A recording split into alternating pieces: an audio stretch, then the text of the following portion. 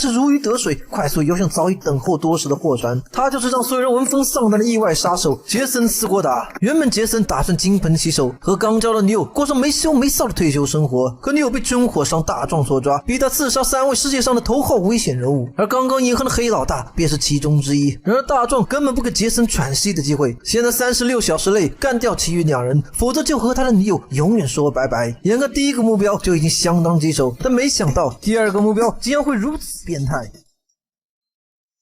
看完这段你就会知道学好数理化究竟有多重要。把一个毫不起眼的锥形胶体插入钢化玻璃，再注入调好的试剂，接着用秒表记下玻璃破碎所需的时间。时间刚好20秒。这一次杰森自杀的对象是个矿产大亨，住在悉尼市中心一栋58层高的大楼上。为了自身安危，此人将楼顶几乎武装到了极致，墙壁和地面都是超过1米厚的混凝土。